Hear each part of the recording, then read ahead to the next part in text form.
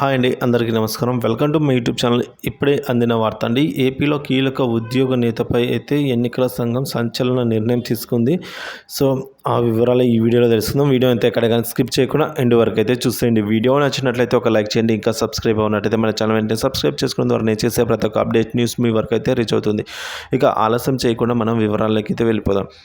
రాష్ట్ర విశ్వవిద్యాలయ బోధనేతర ఉద్యోగుల సంఘం అధ్యక్షునిపై అయితే ఈసీ కొరడా జులిపించిందండి. సో రాష్ట్ర విశ్వవిద్యాలయ బోధనేతర ఉద్యోగుల సంఘ అధ్యక్షుడిపై అయితే ఈసీ కొరడా జులిపించింది. ఇక వివరాలు చూసుకున్నట్లయితే రాష్ట్ర విశ్వవిద్యాలయ బోధనేతర ఉద్యోగుల సంఘ అధ్యక్షుడు ఆచార్య నాగార్జున యూనివర్సిటీ విశ్వవిద్యాలయ ఉద్యోగి వెంకటప్పారెడ్డిపై అయితే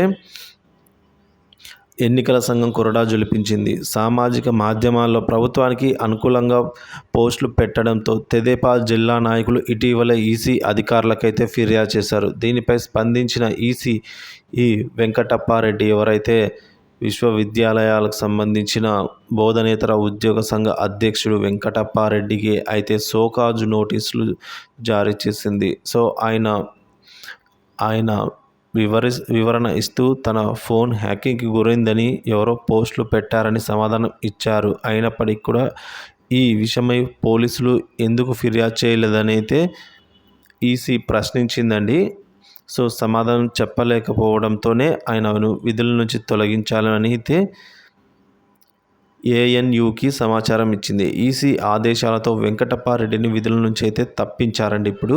సో ఈ విధంగా చూసుకున్నట్లయితే ఎంత పెద్ద ఉద్యోగి అయినప్పటికీ కూడా ఎన్నికల మూమెంట్లో అంటే ఎన్నికల కోడ్ రన్నింగ్ ఉన్నప్పుడు ఎటువంటి పోస్టులు కానీ పార్టీకి సంబంధించిన ఎటువంటి పోస్టులు కానీ కార్యకలాపాలకు కానీ హాజరవ్వడం అలాంటివి చేయకూడదు. సో ఎంతటి ఉద్యోగి అయినా సరే ఈసీ ముందర ఈ విధంగా చేసినట్లయితే ఈసీ సోకాజ్ నోటీసులు ఇవ్వడం లేదా వారిని విధుల నుంచి తొలగించడం అయితే తప్పనిసరి. సో రాజ్యాంగానికి అందరూ కట్టుబడి ఉండాలనేదే ఈసీ లక్ష్యం. సో ఈసీ ఈ విధంగా అయితే చర్యలు తీసుకుంది.